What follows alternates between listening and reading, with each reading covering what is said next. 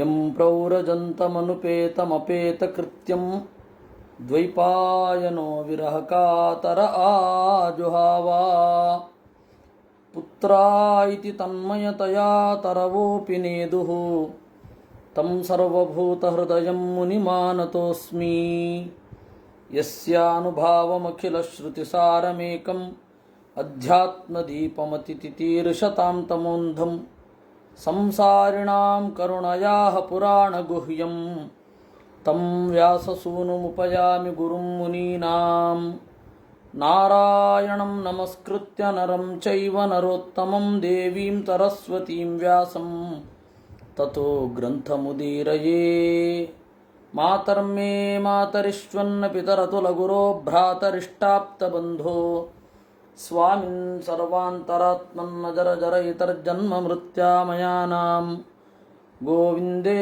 ದೇಹಿ ಭಕ್ತಿಂ ಭವತಿ ಚ ಭಗವನ್ನೂರ್ಜಿತಾಂ ನಿರ್ನಿಮಿತ್ತಾಂ ನಿರ್ವ್ಯಾಜಾಂ ನಿಶ್ಚಲಾಂ ಸದ್ಗುಣಗಣ ಬೃಹತೀಂ ಶಾಶ್ವತೀಂ ಆಶುದೇವ.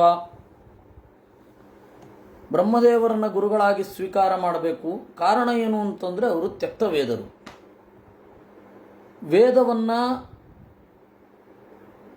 ಹಾಗೇ ತಿಳಿಯುವವರು, ವೇದವನ್ನು ಅವಲಂಬಿಸದೆ ವೇದೋಕ್ತಾದ ಪ್ರಮೇಯವನ್ನು ಕಂಡು ಅನುಭವಿಸುವವರು. ಅದರಿಂದಾಗಿ ಅವರು ಪ್ರಮಾಣ. ವೇದವು ನಮ್ಮ ಪಾಲಿಗಿದೆ. ಅವರು ಹೇಳಿದ ರೀತಿಯಲ್ಲಿ ವೇದವನ್ನು ಅರ್ಥೈಸಿಕೊಳ್ಳಬೇಕು. ಇದು ನಮ್ಮ ಪರಿಸ್ಥಿತಿ. ಇಷ್ಟರೊಂದಿಗೆ ನಾವು ಮುಂದೆ ಹೋಗೋಣ. ಕ್ಷುದ್ರಂಚರಂ ಸುಮನಸಾಂ ಶರಣೇ ಮಿಥಿತ್ವಾ ರಕ್ತಂ ಷಡಂಘ್ರಿ ಗಣಸಾಮ ಸುಲುಬ್ಧ ಕರಣಂ ಅಗ್ರೇ ವೃಕಾನ್ ಅಸುಹೃತಃ ಅವಿಗಣಯ್ಯ ಯಾಂತಂ ಪೃಷ್ಠೇ ಮೃಗಂ ಮೃಗಯುಲುಬ್ಧಕ ಬಾಣಭಿನ್ನಂ. ಕ್ಷುದ್ರಂಚರಂ ಇದರ ಸಾರವನ್ನು ಹೇಳ್ತಾ ಇದ್ದಾರೆ ನಾರದರು. ಇಡೀ ಪುರಂಜನೋಪಾಖ್ಯಾನದಿಂದ ನಾವು ತೆಗೆದುಕೊಳ್ಳಬೇಕಾದ ಎಚ್ಚರಿಕೆಯ ಬಗ್ಗೆ ಹೇಳ್ತಾ ಇದ್ದಾರೆ. ಕ್ಷುದ್ರಂಚರಂ ಸುಮನಸಾಂ ಶರಣೆ. ಹೂಗಳ ಬನದಲ್ಲಿ, ಹೂತೋಟದಲ್ಲಿ ಕ್ಷುದ್ರಂಚರಂ ಅತ್ಯಂತ ಪುಟ್ಟ ಪುಟ್ಟ ಹುಲ್ಲುಗಳನ್ನು ಮೇಯುತ್ತಾ ಮಿಥಿತ್ವ ರಕ್ತಂ,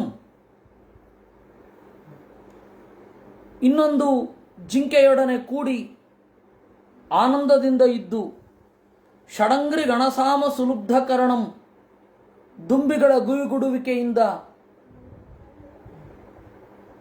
ಸಂತೋಷಗೊಂಡ ಮನಸ್ಸಿನ ಜಿಂಕೆಯೊಂದು, ಅಗ್ರೇ ವೃಕಾನ್ ಅಸುಹೃದ ಅವಿಗಣಯ್ಯ ಮುಂದೆ ತೋಳಗಳು ನಿಂತಿವೆ, ಹಿಂದುಗಡೆ ಬೇಡ ಇದ್ದಾನೆ. ಈ ಪರಿಸ್ಥಿತಿ ಹೇಗೆ ಇರಬೇಡ, ಹಾಗೆ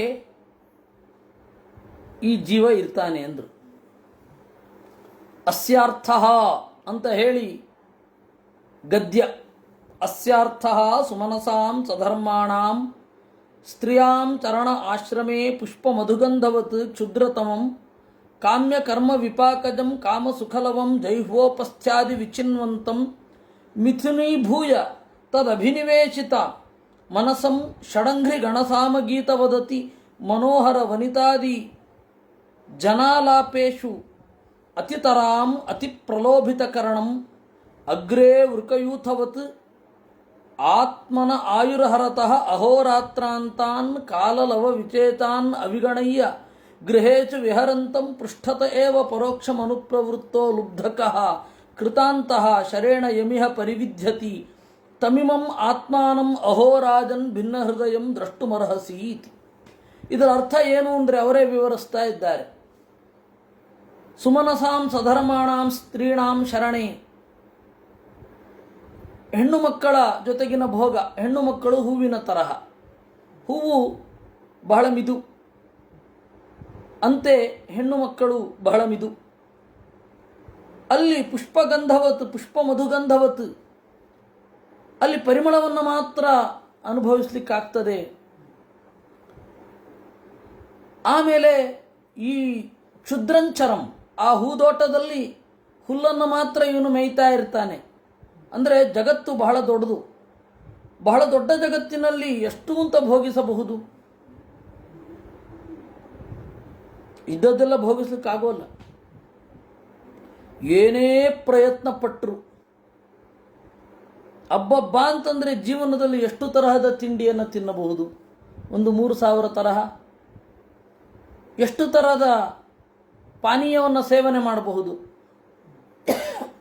ಎಷ್ಟು ರುಚಿಯನ್ನು ನಾಲಿಗೆ ಆಸ್ವಾದಿಸಬಹುದು?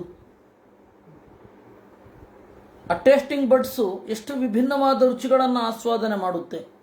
ಒಂದು 3,000. ಆಮೇಲೆ ಎಷ್ಟು ತರಹದ ತಿಂಡಿಗಳನ್ನು ತಿನ್ನಬಹುದು?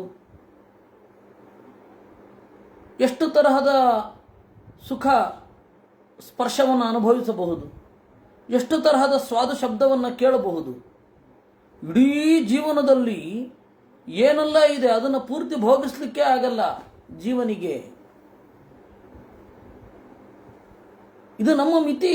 ಆಯ್ತಪ್ಪ, ನೀನು ಜಗತ್ತಿನ ಸಮಸ್ತ ಭೋಗವನ್ನು ಅನುಭವಿಸುವಂತ ಕೊಟ್ಟರೂ ಕೂಡ ಎಷ್ಟು ಅಂತ ಭೋಗಿಸ್ಲಿಕ್ಕಾಗತ್ತೆ? ಅದರಿಂದಾಗಿ ಕ್ಷುದ್ರಂ ಚರಂ ಅಂದ್ರು. ಅದು ಕಾಮ್ಯಕರ್ಮ ವಿಪಾಕಜ. ಇಂದಿನ ಕಾಮ್ಯಕರ್ಮಗಳಿಂದ ಹುಟ್ಟಿರತಕ್ಕಂತಹ ಭೋಗ. ಇನ್ನು ಜೊತೆಯಾಗ್ತಾನೆ ಇನ್ನೊಂದು ಹೆಣ್ಣು ಜಿಂಕೆಯ ಜೊತೆಗೆ. ಈ ಜಿಂಕೆ ಗಂಡು ಜಿಂಕೆ ಹೆಣ್ಣು ಜಿಂಕೆಯ ಜೊತೆಯಾದ ಹಾಗೆ ಷಡಂಗ್ರಿ ಗಣ ಸಾಮಗೀತವತ್ ದುಂಬಿಗಳ ಗುಯ್ಗುಡುವಿಕೆಯನ್ನು ಕೇಳಿ ಸಂತುಷ್ಟನಾಗ್ತಾನೆ. ಅಂತೆಯೇ ತನ್ನ ಸುತ್ತ ನೆರೆದಿರುವ ಶಬ್ದಸ್ಪರ್ಶ ರೂಪರಸ ಗಂಧಗಳನ್ನು ಆಸ್ವಾದಿಸಿ ಅದನ್ನು ತೃಪ್ತಿಯನ್ನು ಅನುಭವಿಸ್ತಾನೆ. ಹಾಗೆ ನಮ್ಮ ಸುತ್ತ ಇರುವವರು, ನಮ್ಮ ಮಿತ್ರರು, ಅವರ ಜೊತೆಗೆ ಆನಂದವನ್ನು ಅನುಭವಿಸ್ತಾ ಎದುರುಗಡೆ ತೋಳದ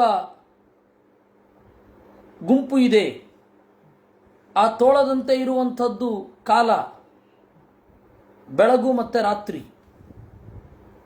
ವೃಕಯೂ ಅಹೋರಾತ್ರಾಂತಾನ್ ವೃಕಾನ್ ಅವಿಗಣಯ್ಯ. ಕಾಲದ ಬಗ್ಗೆ ಇವನಿಗೆ ಲಕ್ಷ್ಯವೇ ಇರೋದಿಲ್ಲ. ಆದರೆ ಹಿಂದ್ಗಡೆಯಿಂದ ಲುಬ್ಧಕ ಕೃತಾಂತಹ ಶರೇಣ ಯಮಿಹ ಪರಿವಿಧ್ಯತಿ. ಬೇಡನಂತೆ ಇರುವ ಯಮ ಬಂದು ನಮ್ಮನ್ನು ಹೊಡಿತಾನೆ. ಆ ರೀತಿ ಜೀವನ ಕಥೆ. ಜಿಂಕೆ ಅನ್ನೋದೊಂದು ರೂಪಕ. ಸತ್ವಂ ವಿಚಕ್ಷೋ ಮೃಗಚೇಷ್ಟಿತಮಾತ್ಮನೋಂತಶ್ಚಿತ್ತಂ ನಿಯಚ್ಚ ಹೃದಿಕರಣಧುರೀಂ ಚ ಚಿತ್ತಂ ಜಹ್ಯಂಗನ ಭ್ರಮಂ ಅಸತ್ತಮಯೂಥಗಾತಂ ಪ್ರೀಣೀಹಿ ಹಂಸ ಶರಣಂ ವಿರಮಕ್ರಮೇಣ. ಈ ಪುರಂಜನನ ಕಥೆಯನ್ನು ನೀನು ಕೇಳಿ ಒಂದು ಕನ್ಕ್ಲೂಷನ್ಗೆ ಬರಬೇಕು. ಬರ್ಹಿಷ್ಮನ್ ಸತ್ವಂ ವಿಚಕ್ಷ, ನೀನು ತಿಳಿದುಕೊಳ್ಳಬೇಕು. ಮೃಗಚೇಷ್ಟಿತಂ ಆತ್ಮನಃ ಅಂತಶ್ಚಿತ್ತಂ, ಪ್ರತಿಯೊಬ್ಬರ ಮನಸ್ಸು ಜಿಂಕೆಯ ಹಾಗೆ. ಅದು ಹೆಣ್ಣಾಗಿರಬಹುದು, ಗಂಡಾಗಿರಬಹುದು.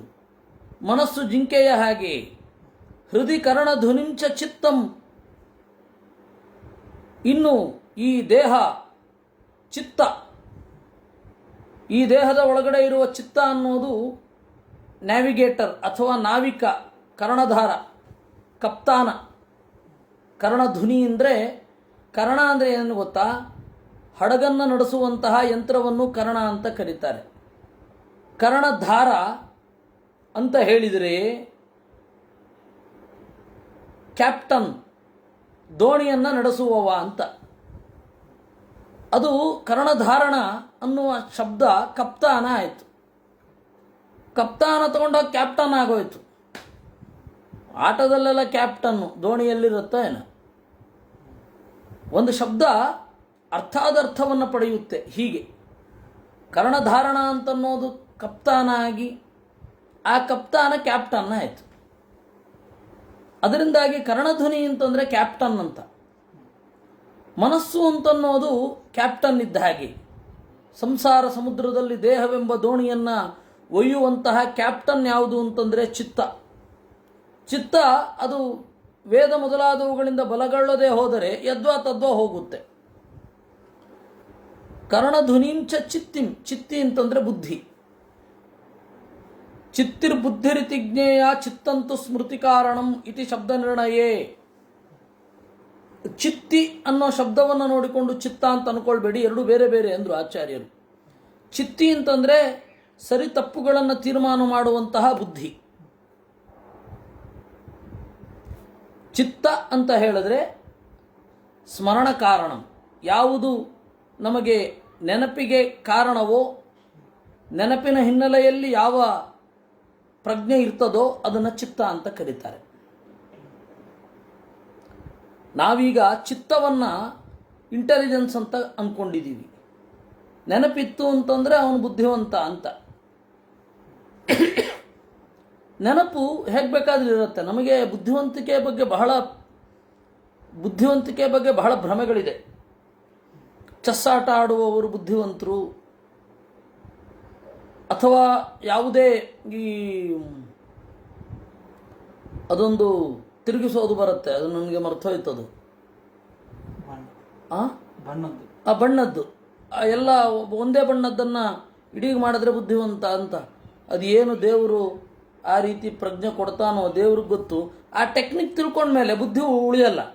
ಅದು ನಿರಂತರ ಪ್ರಜ್ಞೆಯಿಂದ ಬರತಕ್ಕಂಥದ್ದು, ಆಯಾಸದಿಂದ ಬರತಕ್ಕಂಥದ್ದು. ನೋಡಿ ನೋಡಿ ನೋಡಿ ಇದರ ಬೇರೆ ಬೇರೆ ಸಂಗತಿಯನ್ನು ಟ್ರೈ ಮಾಡಿ ಮಾಡಿ ಮಾಡಿ ಆ ರೂಬಿಕ್ಸ್ ಕ್ಯೂಬ್, ನಮ್ಮ ರಮೇಶ್ ಅವರು ರೂಬಿಕ್ಸ್ ಕ್ಯೂಬ್ ಅಂತ, ಅದನ್ನು ಮಾಡೋದ್ರಿಂದ ಬುದ್ಧಿವಂತಿಕೆ ಅಂತ ಅಲ್ಲ. ಅದು ಒಂದು ಸರ್ತಿ ಪ್ರಯತ್ನ ಪಟ್ಟು ಬೇರೆ ಬೇರೆ ನೋಡಿ ಆದ್ಮೇಲೆ ಮುಗೀತದು. ಬುದ್ಧಿವಂತಿಕೆ ಅದಲ್ಲ, ಸರಿ ತಪ್ಪುಗಳನ್ನು ತೀರ್ಮಾನ ಮಾಡುವಂತಹ ಶಕ್ತಿ. ಅದಕ್ಕೆ ಶಾಸ್ತ್ರದ ಬಲ ಇತ್ತು ಅಂತಂದರೆ ಸ್ಫುಟವಾಗಿ ಗೋಚರ ಆಗತ್ತೆ. ಮತಿ ಆಗಾಮಿ ಗೋಚರ. ಪ್ರಜ್ಞೆ ಅಂತನ್ನೋದು ಮುಂದೆ ಬರೋದನ್ನು ಊಹಿಸಿದರೆ ಅದನ್ನು ಮತಿ ಅಂತ ಕರೀತಾರೆ. ಪ್ರಜ್ಞಾ ನವೋನ್ಮೇಷ ಶಾಲಿನಿ ಪ್ರತಿಭಾಮತ. ಕ್ಷಣ ಕ್ಷಣಕ್ಕೂ ಕೂಡ ಹೊಸ ಹೊಸದನ್ನು ಆವಿಷ್ಕರಿಸುವಂತಹ, ಅದು ಗ್ರಂಥದಲ್ಲಿ ಇರಬಹುದು, ಅಥವಾ ಕಾವ್ಯದಲ್ಲಿ ಇರಬಹುದು, ಅಥವಾ ಅಡಿಗೆಯಲ್ಲೇ ಇರಲಿ, ಹೊಸ ಹೊಸ ಭಕ್ಷ್ಯಗಳನ್ನು, ಹೊಸ ಹೊಸ ರುಚಿಗಳನ್ನು ಆವಿಷ್ಕರಿಸ್ತಕ್ಕಂತಹ ಪ್ರಜ್ಞೆ ಏನಿದೆ ಅದು ಪ್ರತಿಭೆ. ಈಗ ನಮಗದು ಯಾವುದರ ಬಗ್ಗೆಯೂ ಕಲ್ಪನೆ ಇಲ್ಲ. ಯಾರೋ ಒಬ್ಬ ಒಂದು ಟ್ರ್ಯಾಕಲ್ಲಿ ಹಾಡಿರ್ತಾನೆ ಸಂಗೀತಗಾರ, ಇವರು ಒಂದು ಟ್ರ್ಯಾಕಲ್ಲಿ ಹಾಡಿಬಿಟ್ರೆ ಮುಗೀತು, ಅವನು ಪ್ರತಿಭಾವಂತ ಅಂತ. ಅದು ಏನು ಪ್ರತಿಭೆಯೋ ದೇವರಿಗೆ ಗೊತ್ತು. ಟ್ಯಾಲೆಂಟೆಡ್. ಅದು ಟ್ಯಾಲೆಂಟ್ ಅನ್ನೋದಕ್ಕಿಂತ ಇಮಿಟೇಷನ್, ಅದು ಅನುಕರಣೆ. ಹೀಗಾಗಿ ನಮಗೆ ಸ್ಫುಟವಾದ ಐಡಿಯಾ ಇರಬೇಕು ಯಾವುದು ಬುದ್ಧಿವಂತಿಕೆ ಅಂತ. ಶಾಸ್ತ್ರದ ಹಿನ್ನೆಲೆಯಲ್ಲಿ ಮುಂದೆ ಬರುವ ಮನಸ್ಸಿನ ಗೊಂದಲಗಳು, ಮುಂದೆ ಬರುವಂತಹ ದೈಹಿಕವಾದ ಸಮಸ್ಯೆಗಳು, ಎಲ್ಲದರ ಹಿನ್ನೆಲೆಯಲ್ಲಿ ಯಾವುದು ಸರಿ ಯಾವುದು ತಪ್ಪು ಅಂತ ತೀರ್ಮಾನ ಮಾಡೋದಿದೆಯಲ್ಲ, ಅದನ್ನು ಬುದ್ಧಿ ಅಂತ ಕರೆಯೋದು, ವಿವೇಕ ಅಂತ ಕರೀತಾರೆ. ವಿವೇಕ ಅಂದರೆ ಸರಿ ಯಾವುದು ತಪ್ಪು ಯಾವುದು ಅನ್ನುವ ಭೇದ ಜ್ಞಾನವನ್ನು ವಿವೇಕ ಅಂತ ಕರೆಯೋದು. ಅದರಿಂದಾಗಿ ಚಿತ್ತಂ ನಿಯಚ್ಚ ಹೃದಯ ಕರ್ಣಧ್ವನಿಂಚ ಚಿತ್ತಂ, ಚಿತ್ತವನ್ನು ನಿಯಂತ್ರಣ ಮಾಡು, ಚಿತ್ತಿಯನ್ನು ನಿಯಂತ್ರಣ ಮಾಡು. ಚಿತ್ತ ಅಂದರೆ ನೆನಪು, ನೆನಪನ್ನು ನಿಯಂತ್ರಿಸಿಕೋ. ಯಾವುದೋ ತೀರಾ ಸಣ್ಣ ಸಣ್ಣದು ಬೇಡದ್ದೆಲ್ಲ ನೆನಪಿಟ್ಕೊಳ್ಬೇಡ.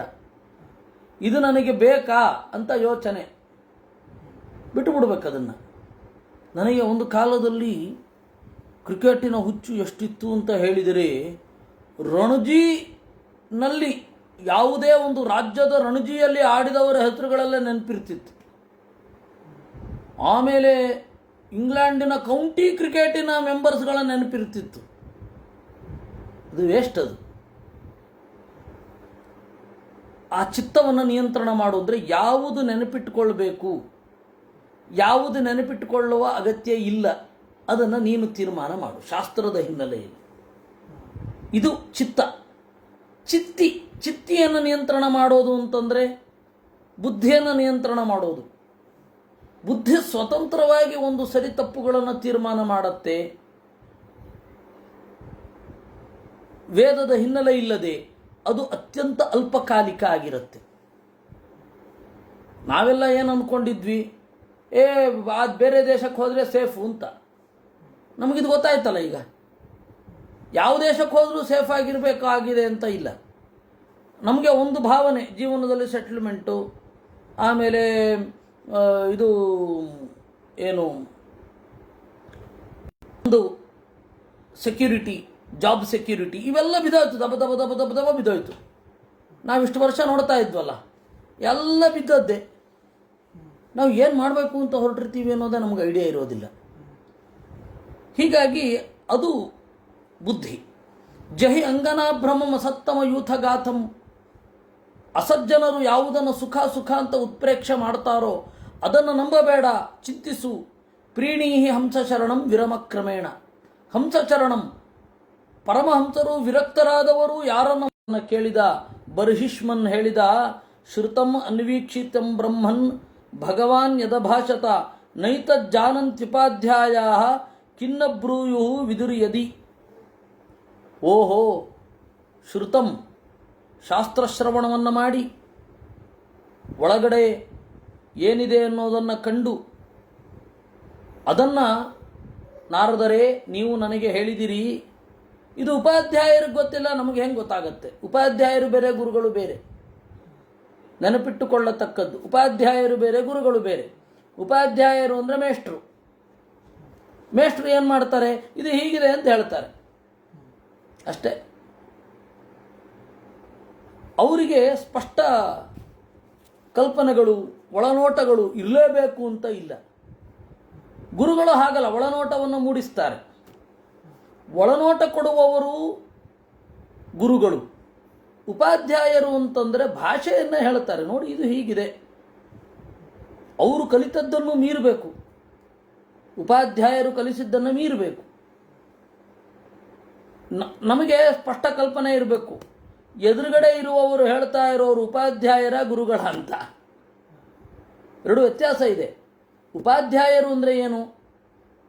ನಾವಿವತ್ತೆಲ್ಲರನ್ನೂ ಗುರುಗಳು ಅಂದ್ಬಿಡ್ತೀವಿ.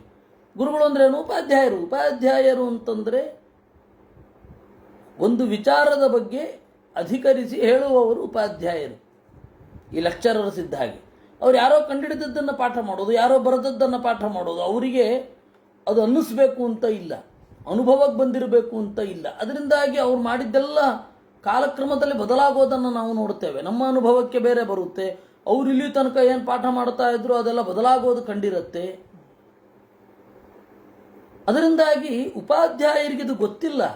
ಗೊತ್ತಿದ್ದಿದ್ರೆ ಹೇಳ್ತಾ ಇದ್ರೋ ಏನೋ ಅಂತ ಸ್ವಯಂ ಬರ್ಹಿಷ್ಮಾನ್ ಹೇಳ್ತಾನೆ. ಬಹಳ ಆಶ್ಚರ್ಯ. ನೈತ ಜಾನಂತಿ ಉಪಾಧ್ಯಾಯ.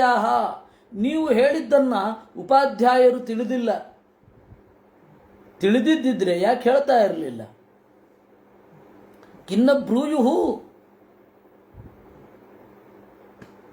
ಅದರಿಂದ ನಮಗೆ ಖಾತ್ರಿಯಾಗಬೇಕು, ಇವರು ಯಾರು, ಎದುರುಗಡೆ ಇರುವವರು ಯಾರು, ಮಾತಾಡ್ತಾ ಇದ್ದಾರಲ್ಲ ಇವ್ರು ಯಾರು? ಉಪಾಧ್ಯಾಯರ ಗುರುಗಳ ಒಳನೋಟ ಮೂಡಿಸ್ತಾರ, ಮೂಡಿಸಲ್ವ? ಆ ಪರೀಕ್ಷೆಯಲ್ಲಿ ಇರಬೇಕು. ಗುರುಗಳನ್ನು ಪರೀಕ್ಷೆ ಮಾಡದೆ ಸಾಧ್ಯವೇ ಇಲ್ಲ. ಗುರುಗಳನ್ನು ಪರೀಕ್ಷೆ ಮಾಡಬೇಕು. ಅವಿಚಾರಿತವಾಗಿ ಒಪ್ಪಿ ಅಂತ ಹೇಳಿ ನಾವು ಹೇಳೋದಿಲ್ಲ. ಯಾಕೆ ಅಂದರೆ ಗುರುಗಳನ್ನು ಬಿಟ್ಟು ಹೋಗಬಹುದು. ಇವರಿಗಿಂತ ನಮಗೆ ಬೇರೆಯವರು ಒಳ್ಳೆಯ ಜ್ಞಾನ ಕೊಡ್ತಾರೆ ಅಂತಂದರೆ ಈ ಕ್ಷಣದಲ್ಲಿ ಬಿಟ್ಟು ಹೋಗಬಹುದು. ಗುರುಗಳಿಗೆ ಸಮಾನರಾಗಿರ್ತಾರೆ ಅಂತಂದರೆ ಅನುಮತಿ ಪಡ್ಕೊಂಡು ಹೋಗಬೇಕು. ಗುರುಗಳಿಗಿಂತ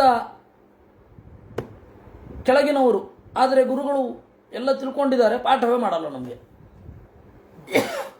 ಬೇಕಿರುತ್ತೆ. ಬೇಸಿಕ್ ಪಾಠಗಳಿಲ್ಲದೆ ಏನ್ರಿ?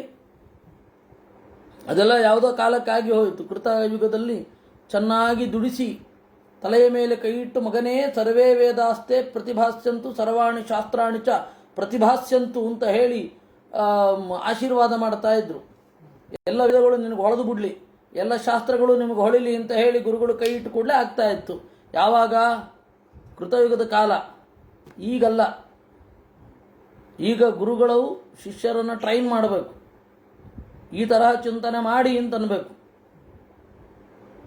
ಅದಲ್ಲದೆ ಹೇಗೆ ಬರುತ್ತೆ ಅಲ್ವಾ? ಸೊ ದೊಡ್ಡ ಜವಾಬ್ದಾರಿ ಇದೆ. ಗುರುಗಳನ್ನು ಪರೀಕ್ಷೆ ಮಾಡಬೇಕು. ನೀವು ಗುರುಗಳು ಅಂತ ಸ್ವೀಕಾರ ಮಾಡೋದಾದರೆ ಅವರು ಜೀವನದಲ್ಲಿ ಹೇಗಿದ್ದಾರೆ?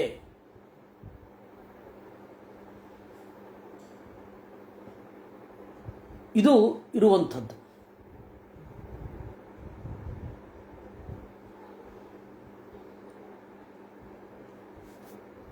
ಗುರುಗಳು ಹೇಗಿದ್ದಾರೆ, ಅವ್ರ ಜೀವನದಲ್ಲಿ ಹೇಗಿದ್ದಾರೆ, ಅವ್ರನ್ನ ನೋಡಿ ಆಮೇಲೆ ನನಗೆ ಇವರು ಯೋಗ್ಯರ, ನಾನು ಯಾವ ಗುಣಗಳನ್ನು ಪಡ್ಕೊಳ್ಬೇಕಿದೆ ವೇದಾಂತದ ರೀತಿಯಲ್ಲಿ ನೋಡೋದಾದರೆ ಇವುಗಳನ್ನೆಲ್ಲ ನೋಡಬೇಕು. ಗುರುಗಳು ಒಳ್ಳೆಯ ವಿದ್ವಾಂಸರು, ನಾವು ಗುರುಗಳು ಅಂತ ಅಂದುಕೊಂಡವರು ಉಪಾಧ್ಯಾಯರು, ಆದರೆ ಪಾಠ ಹೇಳ್ಕೊಡೋಲ್ಲ, ಹೇಳ್ಕೊಡೋದೇ ಇಲ್ಲ. ಕಲಿಯುಗದಲ್ಲಿ ಅದಾಗೋದಿಲ್ಲ. ಅವಾಗ ಅವರ ಅನುಮತಿ ಪಡೆದು ಅವರಿಗಿಂತ ಚಿಕ್ಕವರು ಆದರೆ ಒಂದು ದಿವಸನೂ ಪಾಠ ಬಿಡಲ್ಲ ಅಂಥವ್ರ ಹತ್ರ ಹೋಗಬಹುದು. ಗುರುಗಳಿಗಿಂತ ಜ್ಞಾನಿಗಳು ಯಾರಾದರೂ ಇದ್ದರೆ ಗುರುಗಳ ಹತ್ರ ಕೇಳೋ ಅಗತ್ಯನೇ ಇಲ್ಲ, ಹೊಟ್ಟೋಗ್ತಾ ಇರ್ಬೋದು. ಅದರಿಂದಾಗಿ ಸುಮ್ಮನೆ ಗುರುಶಾಪ ಅಂತ ಹೆದರಿಸೋದು ಮಾತ್ರ, ನಿಜವಾಗಿಯೂ ಹಾಗೆ ಇರೋಲ್ಲ.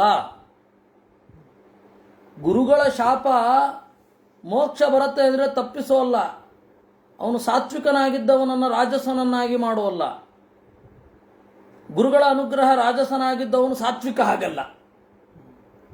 ಆನಂದೋದ್ರೇಕ ಆಗ್ಬೋದೇನೋ ಅಷ್ಟೇ, ಅದರ ಮಿತಿಯನ್ನು ತಿಳ್ಕೊಂಡಿರಬೇಕು.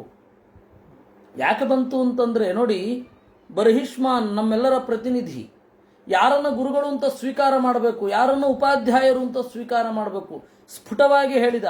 ನೈತಜ್ಜಾನಂತಿ ಉಪಾಧ್ಯಾಯ ಖಿನ್ನಬ್ರೂಯು ವಿದುರ್ಯದಿ. ಅದರಿಂದಾಗಿ ಸಂಶಯೋತ್ರ ನಮೇ ವಿಪ್ರ ಸಂಚಿನ್ನ ತತ್ಕೃತೆ ಮಹಾನ್. ನಗ ಉಪಾಧ್ಯಾಯರು ಹೇಳಿಲ್ಲ, ಅದರಿಂದಾಗಿ ನೀವು ಹೇಳಿದ್ದು ಇಲ್ಲ ಅಂತ ನಾನು ಹೇಳ್ತಾ ಇಲ್ಲ.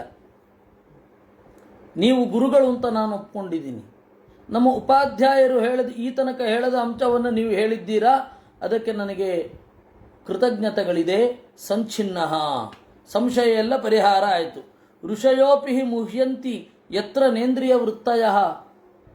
ಇಂದ್ರಿಯ ಎಲ್ಲಿ ತೊಡಗುವುದಿಲ್ಲವೋ ಅಲ್ಲಿ ಋಷಿಗಳಿಗೂ ಕೂಡ ಮೋಹ ಇರುತ್ತೆ. ಕರ್ಮಾಣ್ಯಾರಭತೆ ಏನ ಪುಮಾನಿಹ ವಿಹಾಯತಂ. ಅದರಿಂದಾಗಿ ನಾನು ಪ್ರಶ್ನೆ ಕೇಳಬೇಕು ಅಂತ ಇಷ್ಟೆಲ್ಲ ಅವನು ಹೇಳ್ತಾ ಇರೋದು. ಬಯ್ಯೋ ಉದ್ದೇಶ ಅಲ್ಲ, ಪ್ರಶ್ನೆ ಕೇಳಬೇಕು. ಪ್ರಶ್ನೆ ಕೇಳಬೇಕಾದ್ರೆ ನಾವು ಸರಿಯಾದವ್ರ ಹತ್ರ ಕೇಳ್ತಾ ಇದ್ದೀವಿ, ನಮಗೆ ಗೊತ್ತಿರಬೇಕು. ಪ್ರಶ್ನೆ ಕೇಳುವಾಗ ಎದುರುಗಡೆ ಇರುವ ವ್ಯಕ್ತಿಯನ್ನು ನೋಡಿಕೊಂಡು ಕೇಳಬೇಕು. ಫೋನಲ್ಲಿ ಕೇಳೋದು ತಪ್ಪಿಲ್ಲ. ಈಗ ಇವತ್ತಿನ ಪರಿಸ್ಥಿತಿಯಲ್ಲಿ ಸಾಮಾನ್ಯ ಎದುರುಗಡೆ ಕೇಳಬೇಕು ಪ್ರಶ್ನೆ. ಆ ಪ್ರಶ್ನೆಯೂ ಕೂಡ ಕೆಲವು ದಿವಸ ಕಳಿಬೇಕು. ನಮಗೆ ಅರ್ಥ ಆಯ್ತಾ ಅಥವಾ ಬೇರೊಂದು ಕಡೆಯಿಂದ ಉತ್ತರ ಬಂತ ನೋಡಿಕೊಂಡು ಇದು ಎರಡರಿಂದ ಪರಿಹಾರ ಆಗಲಿಲ್ಲ ಅಂತಂದಾಗ ಗುರುಗಳ ಹತ್ರ ಕೇಳಬೇಕು. ಇದು ಮುಖಾಮುಖಿ ಕೇಳಬೇಕು. ಇವತ್ತಿನ ಪೆದ್ದರ ತರಹ ವಾಟ್ಸಪ್ಪಿನಲ್ಲಿ ಹಾಕೋದು, ಯಾರಿಗಾದರೂ ಗೊತ್ತಿದ್ರೆ ಹೇಳಿ ಅಂತ ಹಾಕೋದು, ಫೇಸ್ಬುಕ್ಕಿನಲ್ಲಿ ಹಾಕೋದು, ಈ ತರಹ ಎಲ್ಲ ಮಾಡಬಾರದು. ಅದು ಪ್ರಾಚೀನ ಪದ್ಧತಿ ಅಲ್ಲ. ಕಣ್ಣಿನಿಂದ ಆಗುವ ಸಂವಹನ ಇದೆಯಲ್ಲ, ಅದರಷ್ಟು ಇನ್ಯಾವುದೂ ಪ್ರಬಲ ಅಲ್ಲ.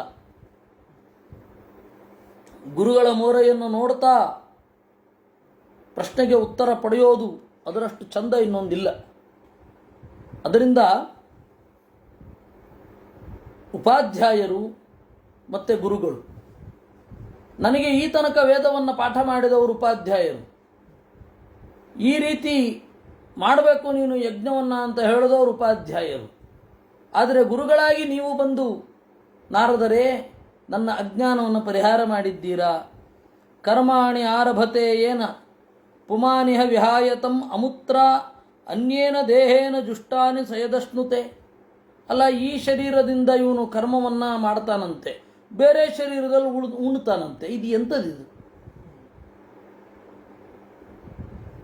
ಇತಿ ವೇದ ವಿಧಾಂ ವಾಚ ಶ್ರೂಯಂತೆ ತತ್ರ ತತ್ರ. ವೈದಿಕರ ಮಾತನ್ನು ನಾವು ಕೇಳ್ತಾ ಇರ್ತೇವೆ. ಹೀಗೆ ಯಾವುದೋ ಜನ್ಮದಲ್ಲಿ ಮಾಡಿದ್ದು ಇನ್ಯಾವುದೋ ಜನ್ಮದಲ್ಲಿ ಅನುಭವಿಸೋದಂತೆ. ಕರ್ಮಚಕ್ರಿಯತೆ ಪ್ರೋಕ್ತಂ ಪರೋಕ್ಷಂ ನ ಪ್ರಕಾಶತೆ. ನಾವು ಹಿಂದೆ ಕರ್ಮ ಮಾಡಿದ್ದಕ್ಕಾಗಿಯೇ ಈ ಫಲ ಸಿಕ್ಕಿದೆ ಅಂತ ಹೆಂಗೆ ನಂಬೋದು? ನಮ್ಮಲ್ಲಿ ನಾನು ನೋಡ್ತಾ ಇರುವವರಲ್ಲಿ ಒಬ್ಬರು ನಾಸ್ತಿಕರೇ ಆಗಿ ಹೋದರು. ಅವ್ರಿಗೆ ಆಕ್ಸಿಡೆಂಟ್ ಆಯಿತು, ಯಾರಿಗೂ ಆಗದೇ ಇರೋದೇನಲ್ಲ. ಆಕ್ಸಿಡೆಂಟ್ ಆಯಿತು. ಆಕ್ಸಿಡೆಂಟ್ ಆಗಿ ಅವ್ರಿಗೆ ಅನ್ನಿಸಿತು, ನಾನು ಹಿಂದೆ ಯಾವುದೋ ಕರ್ಮ ಮಾಡಿದ್ದಕ್ಕೆ ನನಗೆ ಆಕ್ಸಿಡೆಂಟ್ ಆಗಿದೆ ಅಂದರೆ ಯಾವ ತಪ್ಪಿಗಾಗಿ ಈ ಶಿಕ್ಷೆ ಅನ್ನೋದೇ ನನಗೆ ಗೊತ್ತಾಗದೆ ಹೋದರೆ ದೇವರು ಶಿಕ್ಷೆ ಕೊಟ್ಟೇನು ಪ್ರಯೋಜನ? ಅದರಿಂದಾಗಿ ಏನು ದೇವರ ಮೇಲೆ ಪ್ರಶ್ನೆ ಬರಲಿಲ್ಲ ಅವ್ರಿಗೆ, ದೇವರೇ ಇಲ್ಲ ಅಂತ ಸಿದ್ಧಾಂತಕ್ಕೆ ಬಂದ್ಬಿಟ್ರು. ಬಹಳ ವಿಚಿತ್ರ ಇದು. ನನಗೆ ಉತ್ತರ ಸಿಗ್ತಾ ಇಲ್ಲ, ಅದರಿಂದಾಗಿ ದೇವರೇ ಇಲ್ಲ. ಬಹಳ ಭೀಕರ ಉತ್ತರ, ಭೀಕರ ಕನ್ಕ್ಲೂಷನ್. ಇದು ವೇದ ವಿಧಾಂ ವಾಚ. ವೇದ ತಿಳಿದವರೆಲ್ಲ ಈ ರೀತಿ ಹೇಳುತ್ತಾರೆ. ಕರ್ಮಾಣಿ ಆರಭತೆ ಏನ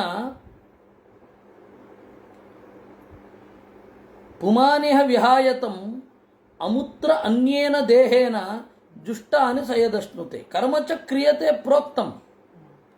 ಆಮೇಲೆ ಒಳ್ಳೆ ಕರ್ಮ ಮಾಡಿರ್ತೀವಿ, ಫಲ ಏನು ಪಡಿತೀವಿ ಗೊತ್ತಿಲ್ಲ. ಕೆಟ್ಟ ಕೆಲಸ ಮಾಡಿರ್ತೀವಿ, ಅದರ ಫಲ ಸಿಗ್ತಾ ಇರಲ್ಲ, ಇದು ಗೊತ್ತಿಲ್ಲ. ಇದರ ಬಗ್ಗೆ ನನಗೆ ದಯವಿಟ್ಟು ಸಂದೇಹವನ್ನು ಪರಿಹಾರ ಮಾಡಬೇಕು ತಾವು ಅಂತ ನಾರದರನ್ನು ಕೇಳಿಕೊಂಡ. ಅದರಿಂದ ಯಾವುದೂ ಹೊಸದಲ್ಲ, ಎಲ್ಲ ಹಳೇದೇ. ನಮಗೆ ಗೊತ್ತಿರಲ್ಲ ಅಷ್ಟೇ. ನಾವೇನು ಅನ್ಕೊಂಡ್ಬಿಡ್ತೀವಿ, ಅದ್ಭುತವಾದ ಪ್ರಶ್ನೆ ಹಾಕ್ಬಿಟ್ಟೆ, ಸನಾತನ ಸಿದ್ಧಾಂತದ ಬುಡ ಗಡಗಡ ಅಲ್ಗಾಡಿ ಹೋಯ್ತು, ಏನೇನೋ ಭ್ರಮೆಗಳು. ಯಾವುದರಿಂದ ಯಾವುದರ ಬುಡವೂ ಅಲುಗಾಡಲ್ಲ, ಎಲ್ಲವೂ ಗಟ್ಟಿಗಟ್ಟಿಯಾಗೇ ಇರುತ್ತೆ. ಇದಕ್ಕೆ ನಾರದರೇನು ಉತ್ತರ ಕೊಡ್ತಾರೆ? ಯಾಕೆಂದರೆ ಅವನು ಪುರಂಜನನ ಜನ್ಮ ಜನ್ಮಾಂತರಗಳ ಸಾಧನೆಯನ್ನು ಕುರಿತು ಕೇಳ್ತಾ ಇರೋದು. ಅದನ್ನು ಹೇಳುತ್ತಾರೆ ನಾರದರು. ಏನೈವ ಆರಭತೆ ಕರ್ಮ ತೇನೈವ ಅಮೂತ್ರ ತತ್ಪುಮಾನ್ ಭುಂಕ್ತೆ ಹಿ ಅವ್ಯವಧಾನೇನ ಲಿಂಗೇನ ಮನಸಾ ಸ್ವಕಂ. ಯಾರು ಹೇಳಿದ್ದು? ಯಾವುದೋ ಜನ್ಮದಲ್ಲಿ ಮಾಡಿದ್ದು ಇನ್ಯಾವುದೋ ಜನ್ಮದಲ್ಲಿ ಅನುಭವ ಮಾಡಿದ ಕೂಡಲೇ ಕೆಲಸದ ಅನುಭವ ಬರಲ್ವ ನಿಮಗೆ ಅಂತ ಕೇಳ್ತಾರೆ. ಏನೈವ ಕರ್ಮದ ಒಂದು ಕ್ರಮ ಹೇಗೆ? ಏನೈವ ಆರಭತೆ ಕರ್ಮ, ಯಾವ ದೇಹದಿಂದ ಯಾವ ಕರ್ಮವನ್ನು ಅವನು ಮಾಡಿರ್ತಾನೆ, ತೇನೈವ ಅದೇ ಮನಸ್ಸಿನಿಂದ ಭೋಗಿಸ್ತಾನೆ, ದೇಹದಿಂದ ಅಲ್ಲ. ದೇಹ ಅನ್ನೋದು ಇನ್ಸ್ಟ್ರೂಮೆಂಟು, ಮನಸ್ಸು ಅಂತನ್ನೋದು ಇನ್ನರ್ ಇನ್ಸ್ಟ್ರೂಮೆಂಟು. ಮನಸ್ಸು ಯಾವಾಗಲೂ ಜೊತೆಗಿರುತ್ತೆ, ಆ ಮನಸ್ಸಿಗೆ ಅನುಭವಿಸ್ತಾನೆ. ಅದರಿಂದಾಗಿ ಇವನು ಒಳ್ಳೆ ಕೆಲಸ ಮಾಡಿದರೆ ಅದು ಜ್ಞಾನ ಪ್ರತಿಬಂಧಕ ಆಗಿ ಇರಲ್ಲ, ಕೆಟ್ಟ ಕೆಲಸ ಮಾಡಿದ್ರೆ ಅದು ಜ್ಞಾನ ಪ್ರತಿಬಂಧಕವೇ ಆಗಿರುತ್ತೆ. ಅದರಿಂದ ದೇಹದಿಂದ, ನೀವು ಯಾವ ದೇಹದಿಂದ ಕರ್ಮ ಮಾಡಿದರೋ ಅದೇ ದೇಹದಿಂದ ಕರ್ಮವನ್ನು ಅನುಭವಿಸಬೇಕು ಅಂತೆಲ್ಲುಂಟು. ಆದರೆ ಯಾವ ಮನಸ್ಸಿನಿಂದ ಮಾಡಿದಿರೋ ಅದೇ ಮನಸ್ಸು ಮುಂದೆಯೂ ಕೂಡ ಅನುಭವಿಸುವಂಥದ್ದು. ಅದರಿಂದ ನಮಗೆ ಹೆಂಗೆ ಗೊತ್ತಾಗಬೇಕು? ಇದಕ್ಕೆ ಸಮವಾದ ಕರ್ಮವನ್ನೇ ಮಾಡಿರ್ತೀವಿ ನಾವು. ಸಿಂಪಲ್, ಅದನ್ನೇನು ಹೇಳೋದು? ಇದಕ್ಕೆ ಸದೃಶವಾದ ಕರ್ಮವನ್ನು ಮಾಡಿರ್ತೇವೆ. ಈ ಜನ್ಮದಲ್ಲಿ ಜ್ಞಾನ ಬರ್ತಾ ಇರಲ್ಲ ಅಂದರೆ ಜ್ಞಾನಿಗಳಿಗೆ ಅವಮಾನ ಮಾಡಿರ್ತೀವಿ ಅಷ್ಟೇ. ಈ ಜನ್ಮದಲ್ಲಿ ವಿಪರೀತ ಜ್ಞಾನ ಪ್ರತಿಬಂಧಕ, ಅಧ್ಯಯನ ಪ್ರತಿಬಂಧಕ, ಸದಾಚಾರ ಪ್ರತಿಬಂಧಕ ಅಂದರೆ ಜನ್ಮದಲ್ಲಿ ಏನೋ ತೊಂದರೆ ಮಾಡಿರ್ತೀವಿ ಅಷ್ಟೇ. ಅದು ತಿಳ್ಕೊಂಡೇನು? ನಿನಗೆ ಇಲ್ಲಿ ಗೊತ್ತಾಗಬೇಕಾಗಿರುವುದು ಈಗ ಇದರ ಅವಶ್ಯಕತೆ ನಿನ್ನ ಅಸ್ವಾತಂತ್ರ್ಯ. ಅದನ್ನು ಅಸ್ವಾತಂತ್ರ್ಯದ ಪರಿಣಾಮ, ಅಸ್ವಾತಂತ್ರ್ಯವನ್ನು ತಿಳಿಸ್ಲಿಕ್ಕೆ ಈ ದುಃಖ ಇದೆ ಅಂತ ಅಂದುಕೊಂಡು ಆ ದುಃಖ ನಿವಾರಣೆಗೆ ಪ್ರಯತ್ನಿಸಬೇಕು. ಸರಿ, ಏನು ಮಾಡಿದ್ದೆ ಹಿಂದಿನ ಅನ್ನೋದು ಸ್ಪಷ್ಟ ಚಿತ್ರಣ ಬೇಕು. ಸ್ಪಷ್ಟ ಚಿತ್ರಣ ಇದ್ದು ಆಮೇಲೆ ನಾನು ಅರಿವನ್ನು ಪಡಿಬೇಕು ಅಂತ ಹೊರಡಬೇಕು ಅಂತಾರೆ.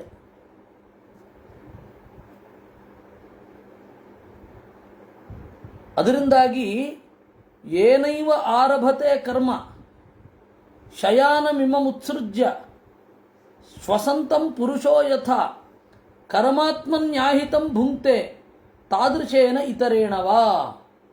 ನೋಡಿ, ದೇಹದಿಂದ ಅದೇ ಕರ್ಮವನ್ನು ಅನುಭವಿಸೋಲ್ಲ ಅನ್ನೋದಕ್ಕೆ ಗಾಢವಾದ ನಿದ್ರೆಯ ಸಾಕ್ಷಿ ಎಂದರು. ಗಾಢವಾದ ನಿದ್ರೆಯಲ್ಲಿ ದೇಹ ಬಿಡ್ತೀವಿ, ಕೇವಲ ಮನಸ್ಸಿನಿಂದ ಅನುಭವಿಸಲ್ವಾ? ಎಚ್ಚರದಲ್ಲಿಯೂ ಕೂಡ ಅದೇ ಮನಸ್ಸು ಪ್ರವೃತ್ತವಾಗಲ್ವಾ?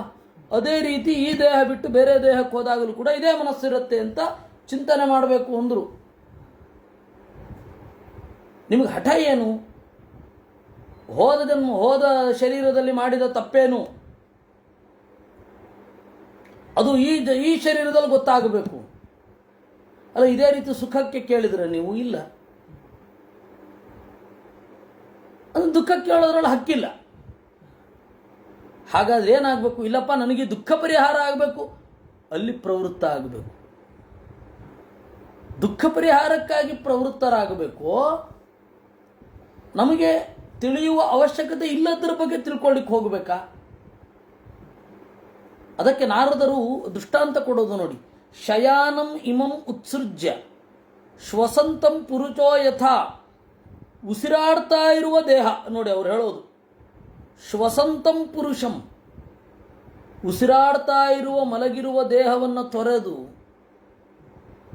ಅನ್ಯಾಹಿತಂ ಕರ್ಮ ಭುಂಕ್ತೆ, ಬೇರೆ ಕಡೆಯಿಂದ ಬಂದ ಕರ್ಮವನ್ನು ನಾವು ಭೋಗಿಸ್ತೇವೆ. ಇವಾಗ ಕನಸಿನಲ್ಲಿ ನಮ್ಮ there will be no will, ನಮಗೆ ಆ ಮನಸ್ಸು ಇರಲ್ಲ. ಕರ್ಮ ಆತ್ಮನಿ ಆಹಿತಂ, ಗಾಢವಾದ ನಿದ್ರೆಯಲ್ಲಿ ಇದ್ದಾಗ ದೇಹದ ಅಪೇಕ್ಷೆ ಇರದೆ ಸುಖವನ್ನೋ ದುಃಖವನ್ನೋ ಅನುಭವಿಸ್ತೇವೆ. ಹೌದಾ? ಗಾಢವಾದ ನಿದ್ರೆಯಲ್ಲಿ ಸುಖವನ್ನೋ ದುಃಖವನ್ನೋ ಅನುಭವಿಸ್ತೇವೆ. ಅಲ್ಲಿ ಮನಸ್ಸು ಜಾಗೃತವಾಗಿರುತ್ತೆ. ಈ ದೇಹದಲ್ಲಿ ನಾನಿದ್ದೀನಿ, ಈ ದೇಹದಲ್ಲಿ ಮಲಗುವ ಸುಖ ಈ ದೇಹದಿಂದಲೇ ಆಗಬೇಕು ಅಂತ ಯಾವನು ಹೇಳ್ತಾನೆ? ಅಲ್ಲಿ ಹಠ ಹೇಗೆ ಹಿಡಿಯೋಲ್ವೋ ಅದೇ ರೀತಿ ಇದು ಕೂಡ ತಪ್ಪಿನ ವಿಚಾರವೂ ಕೂಡ. ಹಠ ಹಿಡಿಲಿಕ್ಕಾಗಲ್ಲ. ಹಾಗೆ ಕನಸು ಬೀಳುತ್ತೆ, ದೇಹದ ಮೂಲಕ ಅನುಭವಿಸ್ತೀವಾ? ಇಲ್ಲ ತಾನೆ. ಅಂದರೆ ದೇಹ ನಮ್ಮ ಇಡೀ ಅನುಭವದಲ್ಲಿ ಒಂದಂಶವನ್ನು ಮಾತ್ರ ಗ್ರಹಿಸುತ್ತೆ. ಆತ್ಮದ ಅನುಭವ ಎಷ್ಟು ವಾಸ್ಟಾಗಿ ಇರುತ್ತೆ, ಅದರ ಕೆಲವು ಪರ್ಸೆಂಟ್ಗಳನ್ನು ಮಾತ್ರ ದೇಹ ಅನುಭವಿಸುತ್ತೆ, ಕೆಲವು ಪರ್ಸೆಂಟ್ಗಳನ್ನು ಮನಸ್ಸು ಅನುಭವಿಸುತ್ತೆ. ನಮ್ಮ ಅನುಭವಕ್ಕೆ ಬರುವ, ಜೈವಿಕ ಅನುಭವಕ್ಕೆ ಬರುವ ಸುಖ ಇಷ್ಟು ಪಾಲು ಸುಖ ಇತ್ತು ಅಂತಂದರೆ ಅದರಲ್ಲಿ ಸ್ವಲ್ಪವನ್ನು ಮನಸ್ಸು, ಸ್ವಲ್ಪವನ್ನು ದೇಹ ಅನುಭವಿಸುತ್ತೆ. ಅದೇ ರೀತಿ ಆ ಮನಸ್ಸಿನಿಂದ ಮಾಡಿದ ದುಃಖವನ್ನು ಸ್ವಲ್ಪ ದೇಹ ಅನುಭವಿಸುತ್ತೆ. ಇದೆಲ್ಲ ಬಹಳ ವಿಶಿಷ್ಟ. ಈ ತರಹದ ಯೋಚನೆಯೇ ಯಾರಿಗೂ ಬರಲಿಲ್ಲ. ಭಾಗವತ ಹೇಳಿದ್ದು ಬಂತು ಅಷ್ಟೇ. ಬೇರೆ ಇವಾಗ ಎಲ್ಲ ಕನಸು ಅಂತನ್ನೋದು ಕಾಮದ ಸಂಕೇತ ಅಂತ ಹೇಳಿ ಫ್ರಾಯ್ಡ್ ಹೇಳಿದ, ಕಾರ್ಲ್ ಯಂಗ್ ಕೂಡ ಹೇಳಿದ. ಹೌದು, ಆದರೆ ಮನಸ್ಸು ಆತ್ಮದ ಅನುಭವವನ್ನು ಪಡೆಯುವಾಗ ಯಾವುದೋ ಒಂದು ಆತ್ಮದ ಇಡೀ ಅನುಭವದ ತುಣುಕನ್ನು ಮಾತ್ರ ಮನಸ್ಸು ವಿಷೀಕರಿಸುತ್ತೆ ಅನ್ನೋದು ಹೇಳಲಿಲ್ಲ. ಯಾಕೆಂದರೆ ಗಾಢವಾದ ನಿದ್ರೆಯ ಬಗ್ಗೆ ಅವರು ಯೋಚನೆಯನ್ನೇ ಹರಿಸಲಿಲ್ಲ. ಇನ್ನೇನು ಹೇಳೋದು?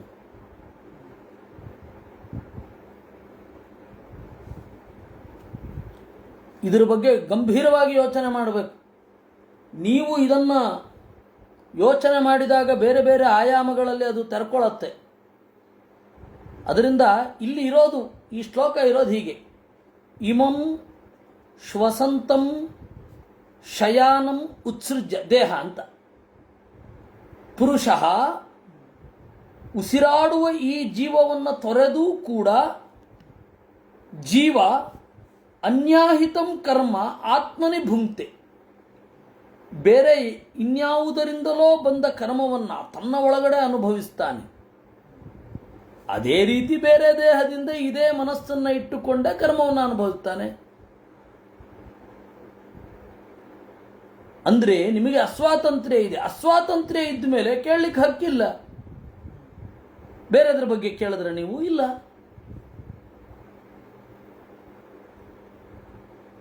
ಮಮೇತಿ ಮನಸ ಯದ್ಯತ್ ಅಸಾವಹಮಿತಿ ಬ್ರುವನ್, ಇದು ಅದ್ಭುತವಾದ ಲಾಜಿಕ್. ಶಯಾನಮಿಮ ಮುತ್ಸೃಜ್ಯ ಅನ್ನೋದು. ಮಮೇತಿ ಮನಸ ಯದ್ಯದ್ ಅಸಾವಹಮಿತಿ ಬ್ರುವನ್. ಗೃಹ್ಣಿ, ಈ ಸನಾತನವನ್ನು ಪ್ರಶ್ನೆ ಮಾಡುವವರು ನನಗೆ ಉತ್ತರ ಬೇಕು, ಉತ್ತರ ಮುಂದೆ ಸಿಗತ್ತೆ ಅಂತ ಇಟ್ಕೊಂಡು ಮಾಡಿದ್ರೆ ಒಳ್ಳೆಯದು. ಆದರೆ ಪ್ರಶ್ನೆ ಮಾಡುವಾಗ ಏನಾಗುತ್ತೆ? ಯಾಕೆಂದರೆ ಎಲ್ಲರಿಗೂ ಪ್ರಶ್ನೆ ಬರಲೇಬೇಕು.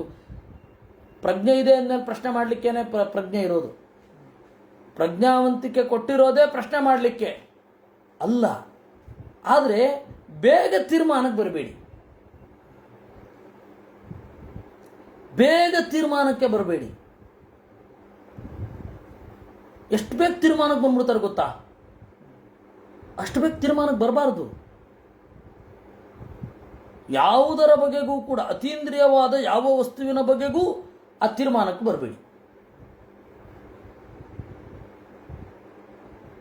ಎಲ್ಲ ಕಡೆ. ಅದರಿಂದಾಗಿ ಮಮೇತಿ ಮನತಾ ಯದ್ಯತ್ ಅಸಾವಹಮಿತಿ ಬ್ರುವನ್ ಗೃಹೀಯಾತ್ ತತ್ ಪುಮಾನ್ ರಾಧಂ ಕರ್ಮ ಏನ ಪುನರ್ಭವ. ಇದು ನಮ್ಗೆ ಅನುಭವಕ್ಕೆ ಬರುವಂತಹದ್ದು. ಇದನ್ನು ನೋಡೋಣ. ತೇನ ಅಸ್ಯ ತಾದೃಶೋ ಯಥಾನುಮೀಯತೆ ಮಮ ಇತಿ ಮನಸಾ ಯದ್ಯತ್. ನಾನೇ ಈ ದೇಹ ಅಂತನ್ನುವ ಪ್ರಜ್ಞೆಯಿಂದ ಏನೇನೆಲ್ಲ ಮಾಡ್ತಾನೆ ಅದನ್ನು ಅವನು ಸ್ವೀಕಾರ ಮಾಡ್ತಾನೆ. ಯಥಾನುಮೀಯತೆ ಚಿತ್ತಂ ಉಭಯೈರಿಂದ್ರಿಯೇ ಹಿತೈಃ ಏವಂ ಪ್ರಾಗ್ದೇಹಜಂ ಕರ್ಮ ಲಕ್ಷ್ಯತೆ ಚಿತ್ತವೃತ್ತಿಭಿಃ. ಆಯಿತು, ನಿಮಗೆ ಮನಸ್ಸಿದೆ ಅನ್ನೋದಕ್ಕೇನು ಪ್ರೂಫು? ನಾನು ಮನಸ್ಸಿದೆ ಅಂತ ಹೇಳಿ ಏನು ಹೇಳ್ತಾ ಇದ್ದೇನೆ ಅದು ಮನಸ್ಸಿನಿಂದಲೇ ಬಂದ ಸ್ಟೇಟ್ಮೆಂಟು, ಹೌದಾ? ಯಥಾ ಅನುಮೀಯತೆ ಚಿತ್ತಂ ಉಭಯೈ ಇಂದ್ರಿಯೇ ಹಿತೈ. ಇಂದ್ರಿಯ ಈಹಿತ ಅಂದರೆ ಕ್ರಿಯೆ. ಎರಡು ತರಹದ ಇಂದ್ರಿಯ ಕ್ರಿಯೆಗಳಿಂದ, ಕ್ರಿಯೆ ಮತ್ತು ಚಿಂತನೆ, ಆಕ್ಷನ್ ಅಂಡ್ ಥಾಟ್, ಈ ಎರಡರಿಂದ ಚಿತ್ತಂ ಅನುಮೀಯತೆ, ಮನಸ್ಸು ಇದೆ ಅಂತ ಅನ್ನಿಸುತ್ತೆ. ಅದೇ ರೀತಿ ನಮ್ಮ ಈ ಕ್ರಿಯೆಯಿಂದ ಪ್ರಾಗ್ದೇಹಜಂ ಕರ್ಮ ಲಕ್ಷ್ಯತೆ, ಹಿಂದಿನ ಜನ್ಮದ ಕರ್ಮಗಳನ್ನು, ಹಿಂದಿನ ದೇಹದಲ್ಲಿ ಮಾಡಿದ ಕರ್ಮಗಳನ್ನು ನಾವು ಚಿಂತನೆ ಮಾಡಬೇಕು. ಅಲ್ಲ, ಇಲ್ಲಿ ಮನಸ್ಸಿನ ಅಸ್ತಿತ್ವದ ಬಗ್ಗೆ ಮನಸ್ಸು ಒಂದೇ ಪ್ರೂಫು ಅಂತ ಇರಬೇಕಾದ್ರೆ, ಲಕ್ಷ್ಯ ಕೊಟ್ಟು ಕ್ರಿಯೆ ಮಾಡ್ತೇನೆ ಅದರಿಂದಾಗಿ ಒಂದು ಮನಸ್ಸಿದೆ, ದೇರ್ ಈಸ್ ಎ ಮೈಂಡ್ ಅಂತ ಹೇಳೋದಾದರೆ, ಮೆದುಳು ಅಂತನ್ನೋದು ಕೂಡ ಇಟ್ ಈಸ್ ಹಾರ್ಡ್, ಅದೊಂದು ವಸ್ತು. ಮೆದುಳಿನಿಂದ ಬರುವ ತರಂಗಗಳನ್ನು ಯಾರೂ ಕಂಡವರಿಲ್ಲ, ಆದರೆ ನಾವು ಮನಸ್ಸಿದೆ ಅಂತ ಹೇಳ್ತೇವೆ. ಮೈಂಡ್ ಹೆಂಗೆ ಕೆಲಸ ಮಾಡುತ್ತೆ ಅಂತ 1000 ಥಿಯರಿಗಳು ಬಂದಿದೆ. ಯಾರು ಕಂಡವರು? ಈ ಕೆಲಸ ಮಾಡ್ತೇವೆ ಅದರಿಂದಾಗಿ ಡಿಕೋಡ್ ಮಾಡಿದ್ರೆ ಅಲ್ಲೊಂದು ಮೈಂಡ್ ಇರಬೇಕು. ಅದೇ ರೀತಿ ಹಿಂದಿನ ಜನ್ಮದ ಕರ್ಮಗಳನ್ನು ಊಹಿಸ್ಕೊಳ್ಳಿಕ್ಕೆ ನಿಮಗೇನು? ಏವಂ ಪ್ರಾಗ್ದೇಹಜಂ ಕರ್ಮ ಲಕ್ಷ್ಯತೆ ಚಿತ್ತವೃತ್ತಿಭಿ. ನಮ್ಮ ಮನಸ್ಸಿನಲ್ಲಿ ಸುಳಿದಾಡುವ ಯೋಚನೆಗಳನ್ನು ಡಿಕೋಡ್ ಮಾಡಿ ಹಿಂದೆ ಹೀಗಿದ್ದೆ ಅಂತ ಅಂದುಕೋಬೇಕು. ನಮ್ಮನ್ನು ನಾವು ಸ್ಕ್ರೂಟಿನಿ ಮಾಡಬೇಕಾದ್ರೆ, ನಮ್ಮನ್ನು ನಾವು ಇಂಟರೋಸ್ಪೆಕ್ಷನ್ ಮಾಡಿಸ್ಕೊಳ್ಬೇಕಾದ್ರೆ ಈ ಥರದ್ದು ಅನಿವಾರ್ಯ ರೀ. ಇನ್ವೇರಿಯಬಲ್, ಇದು ಅನಿವಾರ್ಯ ಪರಿಸ್ಥಿತಿ. ಇಲ್ಲ ಅಂದರೆ ನಮ್ಮನ್ನು ನಾವು ತಿಳ್ಕೊಳ್ಳೋದು ಹೇಗೆ? ಬೇರೆ ಯಾವ ಟೂಲ್ ಇದೆ ಹೇಳಿ? There is no tool. ನಮ್ಮ ಪ್ರಜ್ಞೆಯನ್ನು ಬಿಟ್ಟರೆ, ನಮಗೆ ಪ್ರಜ್ಞೆ ಇದೆ ಅನ್ನಲಿಕ್ಕೆ ಇನ್ಯಾವ ಪ್ರೂಫೂ ಇಲ್ಲ. ಈ ಎಲ್ಲ ಒಂದು ಅಮೂರ್ತವಾದದ್ದನ್ನು ಒಪ್ತೇವೆ, ಈ ಎಲ್ಲ ಅಬ್ಸ್ಟ್ರಾಕ್ಟ್ ಏನಿದೆ ಇದನ್ನೆಲ್ಲ ಒಪ್ತೇವೆ. ಆದರೆ ನಾವು ಇದರಿಂದ ಇನ್ನೊಂದು ಯಾವುದೋ ಅಬ್ಸ್ಟ್ರಾಕ್ಟನ್ನು ಒಪ್ಕೊಳ್ಳಿಕ್ಕೆ ತಯಾರಿಲ್ಲ. ಇದು ನಮ್ಮ ಯೋಚನೆಯಲ್ಲಿರುವ ನ್ಯೂನತೆ. ಇದು ಭಾಗವತ ಹೇಳುವಂಥದ್ದು. ನಾನು ಭೂತಂ ಕ್ವಚಾನೇನ ದೇಹೇನ ಅದೃಷ್ಟಮಶ್ರುತಂ ಕದಾಚಿದ್ ಉಪಲಭ್ಯೇತ ಯದ್ರೂಪಂ ಯಾದೃಗಾತ್ಮನಿ. ನಾವು ಅನುಭವಿಸದೇ ಇರುವುದನ್ನು ದೇಹ ಕೂಡಲೇ ಅಕ್ಸೆಪ್ಟ್ ಮಾಡೋಲ್ಲ. ದೇಹ ಅಕ್ಸೆಪ್ಟ್ ಮಾಡಿತು ಅಥವಾ ದೇಹಕ್ಕೆ ಏನಾದರೂ ಪೆಟ್ಟು ಬಿತ್ತು ಅಂತ ಹೇಳಿದ್ರೆ, ನಾವು ಅನುಭವಿಸದೇ ಇರುವುದನ್ನು ನಾವು ಸ್ವೀಕಾರ ಮಾಡಲಿಕ್ಕೆ ಆಗೋಲ್ಲ. ನಾವು ಅನುಭವಿಸಿದ್ದನ್ನು ಸ್ವೀಕಾರ ಮಾಡ್ತೇವೆ.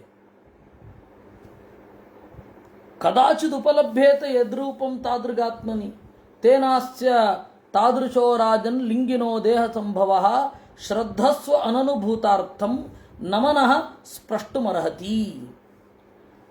ರಾಜನ್ ಆದ್ದರಿಂದಾಗಿ ಅಸ್ಯ ಲಿಂಗಿನಃ ತಾದೃಚಃ ದೇಹ ಸಂಭವ ತೇನ ಶ್ರದ್ಧಸ್ವ. ಈ ಮನಸ್ಸಿನ ಕ್ರಿಯೆಗಳನ್ನು ನೋಡ್ತಾ ಇದ್ರೆ, ಈ ಮನಸ್ಸಿನ ಕ್ರಿಯೆಗಳ ಬಗ್ಗೆ ಯೋಚನೆ ಮಾಡ್ತಾ, ಮನಸ್ಸಿನ ಕ್ರಿಯೆಗಳನ್ನೇ ಡಿಕೋಡ್ ಮಾಡ್ತಾ ಇದ್ರೆ ಹಿಂದಣ ಜನ್ಮದಲ್ಲಿ ನಾವು ಹೇಗಿರ್ತೇವೆ ಅಂತ ಊಹಿಸಬಹುದು.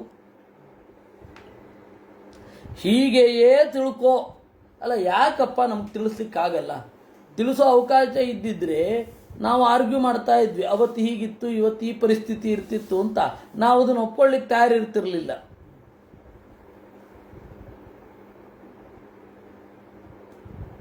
ಅನೇಕ ಸಮಸ್ಯೆಗಳಿದೆ ನಮಗೆ. ದೇವರು ಅವನು ಸ್ವತಂತ್ರ. ನಮಗೆ ಹೇಳಿ ಯಾಕೆ ಅದು ಶಿಕ್ಷೆ ಕೊಡಬೇಕು? ನಾವು ಅಷ್ಟು ಅಸ್ವತಂತ್ರರು, ಅದು ತಿಳ್ಕೊಳ್ಳಿಕ್ಕೆ ಆಗ್ತಾ ಇಲ್ಲ, ಆದರೆ ನಮಗೆ ಶಿಕ್ಷೆ ಕೊಡ್ತಾ ಇದ್ದಾನೆ. ಯಾಕೆ ಹಾಗೆ ಅನ್ಕೋಬಾರದು? ಕೇಳಲಿಕ್ಕೆ ನಿಮಗೆ ಯಾವ ರೈಟ್ಸ್ ಇದೆ? ಕೇಳೋದಾದರೆ ಸುಖಕ್ಕೂ ಕೇಳಬೇಕು. ದೇವರೇ ನನಗೆ ಸುಖ ಕೊಟ್ಟಿದೆಯಲ್ಲಪ್ಪ, ಯಾಕೆ ಕೊಟ್ಟಿದ್ದಿ? ನನಗೆ ಒಳ್ಳೆಯ ತಂದೆ, ಒಳ್ಳೆಯ ತಾಯಿ, ಒಳ್ಳೆಯ ಕುಲದಲ್ಲಿ ಜನ್ಮ ಕೊಟ್ಟಿದ್ದಿ, ದೇವರೇ ಯಾಕೆ ಕೊಟ್ಟಿದ್ದಿ? ನಾನೇನು ಹಿಂದೆ ಮಾಡಿದ್ದೆ ನಿನಗೆ ಅಂತ ಕೇಳಲಿಕ್ಕಿಲ್ಲ. ದುಃಖ ಬಂದಾಗ ಮಾತ್ರ ಈ ತರಹದ ನ್ಯೂನತೆಗಳಿರುತ್ತದೆ. ಅದರಿಂದಾಗಿ ಇದನ್ನು ಕೇಳದವ ಅದನ್ನೇ ಕೇಳಬೇಕು? ದೇವರು ಉತ್ತರ ಕೊಡಬೇಕಾಗಿಲ್ಲ ನಿಮಗೆ. ಅವನು ನೀವು ಕರೆದು ಕೂಡಲೇ ಬಂದು ಗಡಗಡ ನಡ್ಕೊಂಡು ನೀವು ನ್ಯಾಯಾಧೀಶರು, ನೀವು ಪ್ರಶ್ನೆ ಕೇಳ್ತೀರಾ, ಅವನು ಅಪರಾಧಿ, ಅವನು ಕಟಕಟೆಯಲ್ಲಿ ನಿಂತ್ಕೊಂಡು ಉತ್ತರ ಕೊಟ್ಬಿಡ್ಬೇಕು ನಿಮಗೆ. ಏನು ಕಲ್ಪನೆಗಳು ಇವೆಲ್ಲ? ಈ ಭಾವನೆಯಿಂದ ನಾವು ಆಕ್ಷೇಪ ಮಾಡ್ತಾ ಇರೋದು ಕೆಲವೊಂದು ಕಡೆ ಎಲ್ಲ. ಯಾವಾಗ ನಮಗೆ ನಮ್ಮ ಮಿತಿಯ ಅರಿವಾಗತ್ತೆ, ನಾವು ಈ ತರಹ ಎಲ್ಲ ನಿರೀಕ್ಷೆ ಮಾಡೋಲ್ಲ. ನನಗೆ ನಿರೀಕ್ಷೆ ಇಲ್ಲ. ದೇವರು ಹೀಗೆ ಮಾಡಿದ್ದಾನೆ, ಹೀಗೆ ಮಾಡಲಿಕ್ಕೆ ಅವನೇ ಕಾರಣ ತಿಳಿಸಿದ್ದಾನೆ. ಅದನ್ನು ಹುಡ್ಕೊಂಡು ನಾವು ಹೊರಡ್ತೀವಿ. ಅರ್ಥ ದೇವರು ಮಾಡಿಸ್ಬೇಕು. ಇಲ್ಲ ಅಂತ ಹೇಳಿದ್ರೆ ದೇವರನ್ನು ನಾನು ಏನನ್ನೂ ಓದದೆ, ಏನನ್ನೂ ಕೇಳದೆ ದೇವರು ಬಂದು ಉತ್ತರ ಕೊಟ್ಬಿಡ್ಬೇಕು ನನಗೆ ಅಂತ ನಾನು ನಿರೀಕ್ಷೆ ಮಾಡೋ ಹಾಗಿಲ್ಲ. ಮನ ಏವ ಮನುಷ್ಯಸ್ಯ ಪೂರ್ವ. ಅದರಿಂದಾಗಿ ಅನನುಭೂತಾರ್ಥಂ ನಮನ ಸ್ಪಷ್ಟಮರ್ಹತಿ. ನಾವು ಅನುಭವಿಸದೇ ಇರುವುದನ್ನು ಮನಸ್ಸು ಮುಟ್ಟೋದಿಲ್ಲ. ನಾವು ಈಗಾಗಲೇ ಅನುಭವಿಸಿದ್ದನ್ನೇ ಮನಸ್ಸು ಮುಟ್ಟುತ್ತೆ. ಮನ ಏವ ಮನುಷ್ಯಸ್ಯ ಪೂರ್ವರೂಪಾಣಿ ಶಂಸತಿ ಭವಿಷ್ಯತಶ್ಚ ಭದ್ರಂತೆ ತಥೈವ ನ ಭವಿಷ್ಯತಃ. ಮನಸ್ಸು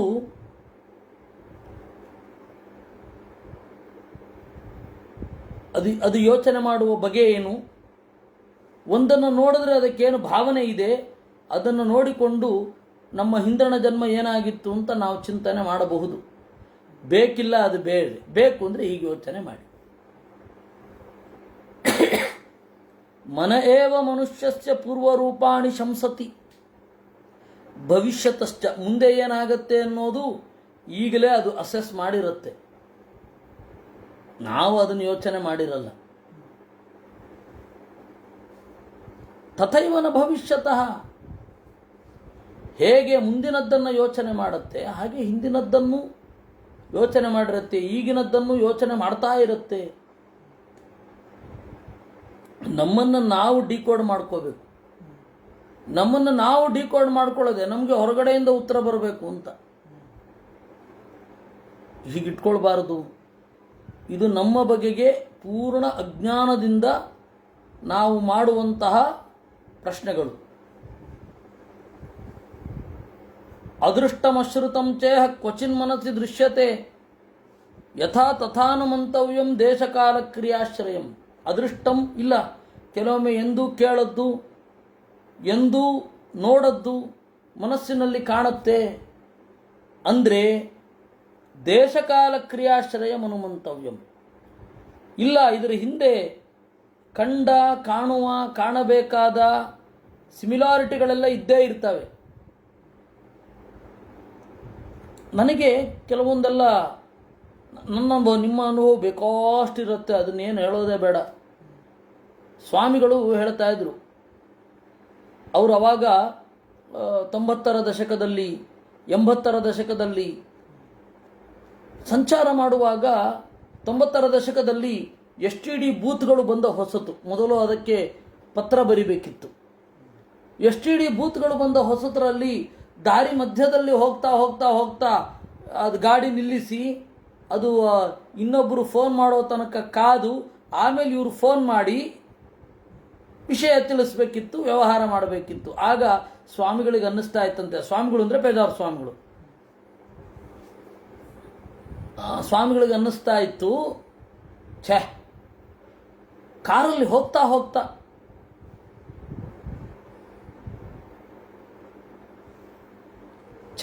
ಕಾರಲ್ಲಿ ಹೋಗ್ತಾ ಹೋಗ್ತಾ ಹೋಗ್ತಾ ಹೋಗ್ತಾ ಫೋನ್ ಮಾಡೋ ಹಾಗಿದ್ದರೆ ಎಷ್ಟು ಚೆನ್ನಾಗಿರ್ತಾ ಇತ್ತು ಅಂತ 90ರ ದಶಕದಲ್ಲಿ ಅನ್ನಿಸ್ತು. 2003-4 ಹಾಗೆ ಮೊಬೈಲ್ ಎಲ್ಲರ ಕೈನಲ್ಲೂ ಇತ್ತು. 2006 ಆದಮೇಲಂತೂ ಎಲ್ಲರಿಗೂ ಮೊಬೈಲ್ ಅನಿವಾರ್ಯ ಆಯಿತು. ನೋಡಿ, ಅಲ್ಲಿ ಅವರು ಯಾವತ್ತೂ ಕಾಣದ ಕೇಳದ ಒಂದು ಯಂತ್ರದ ಬಗ್ಗೆ ಯಾಕೆ ಊಹಿಸಿಕೊಂಡ್ರು? ಹಿಂದೆ ಅನುಭವಿಸದೇ ಇರೋದೇ. ನನಗೆ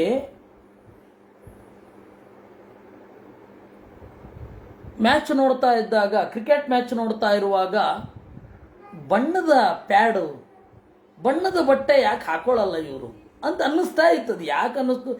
ಸಾಮಾನ್ಯ ನನಗೆ ಬಣ್ಣ ಗುರುತಿಸ್ಲಿಕ್ಕೆ ನಿಮಗೆ ಆಶ್ಚರ್ಯ ಆಗಬಹುದು. ಬೇರೆ ಬೇರೆ ಬಣ್ಣ ಗುರುತಿಸ್ಲಿಕ್ಕೆ ಒಂದು 4-5 ದಿವಸದಿಂದ ನಾನು ಕಲಿತಾ ಇದ್ದೀನಿ. ಮೊದಲು ಬಣ್ಣದಲ್ಲಿರುವ ಸೂಕ್ಷ್ಮ ವ್ಯತ್ಯಾಸಗಳೇ ನನಗೆ ತೋರ್ತಾ ಇರಲಿಲ್ಲ. ಸತ್ಯ ಹೇಳಬೇಕು ಅಂತಂದರೆ ಒಂದು 5-6 ದಿವಸದಿಂದ ನನಗೆ ಬಣ್ಣಗಳ ಸೂಕ್ಷ್ಮ ಗುರುತುಗಳು, ಗಾಢ ನೀಲಿ, ತೆಳು ನೀಲಿ ಗೊತ್ತಾಗ್ತಾ ಇರೋದು. ಮೊದಲು ಗೊತ್ತೇ ಆಗ್ತಾ ಇರಲಿಲ್ಲ. ಅದರಿಂದ ಅದನ್ನು ಯಾಕೆ ಯೋಚನೆ ಬಂತೋ ಗೊತ್ತಿಲ್ಲ. ಈ ಕ್ರಿಕೆಟ್ ಆಟಗಾರರೆಲ್ಲ ಈ ಪ್ಯಾಡೆಲ್ಲ ಬೇರೆ ಬೇರೆ ಬಣ್ಣ ಬಂದರೆ ಹೇಗಿರುತ್ತೆ,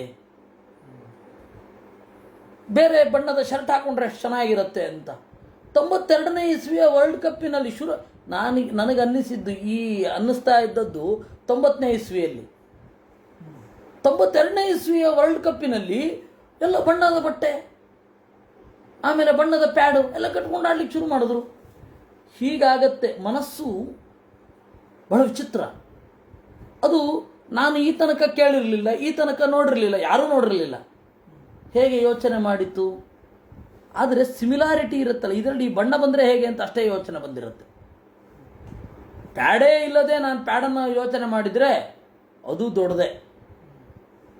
ಬ್ಯಾಟೇ ಇಲ್ಲದೆ ಬ್ಯಾಟಿನ ಬಗ್ಗೆ ಯೋಚನೆ ಮಾಡಿದರೆ ಅದು ದೊಡ್ಡದು. ಈ ತರಹದ ಬಾಲೇ ಇಲ್ಲದೆ ಚೆಂಡಿನ ಬಗ್ಗೆ ಯೋಚನೆ ಮಾಡಿದ್ರೆ ಅದು ದೊಡ್ಡದು. ಆ ಥರ ಅಲ್ಲ, ಈಗಾಗಲೇ ಚೆಂಡಿದೆ, ಆ ಚೆಂಡು ಈ ಬಣ್ಣದಲ್ಲಿ ಬಂದರೆ ಹೇಗಿರುತ್ತೆ ಅಂತ ಅಷ್ಟೇ ನಮ್ಮ ಯೋಚನೆ. ಅದರಿಂದಾಗಿ ಈ ಮನಸ್ಸು ಹಾಗಿದೆ. ಮನಸ್ಸಿನ ಬಗ್ಗೆ ಹೇಳ್ತಾ ನೋಡಿ, ಅದೃಷ್ಟಂ ಅಶ್ರುತಂಚ, ಕಾಣದ ಕೇಳದ ವಸ್ತು ಕ್ವಚಿತ್, ಕೆಲವೊಮ್ಮೆ ಮನಸ್ಸಿನಲ್ಲಿ ದೃಶ್ಯತೆ ಕಾಣುತ್ತದೆ. ಅಂದ ಮಾತ್ರಕ್ಕೆ ಮನಸ್ಸು ಹಿಂದೆ ಅನುಭವಿಸದೇ ಇರೋದನ್ನು ಹೇಳುತ್ತೆ ಅಂತ ಅನ್ಬೇಡಿ. ಯಾಕೆಂದರೆ ದೇಶ ಕಾಲ ಕ್ರಿಯಾಶ್ರಯಂ ಅನುಮಂತವ್ಯಂ, ಅದರ ಹಿಂದೆ ಆ ದೇಶದ, ಆ ಕಾಲದ, ಆ ಕ್ರಿಯೆಯ ನೆರಳು ಇದೆ ಅಂತ ತಿಳಿದುಕೊಳ್ಳತಕ್ಕದ್ದು ಅಂತ ಇಲ್ಲಿದೆ. ಇದನ್ನ ಅರ್ಥ ಮಾಡಿಕೊಳ್ಳುವಾಗ ಇಷ್ಟು ಹೇಳಬೇಕಾಯ್ತು.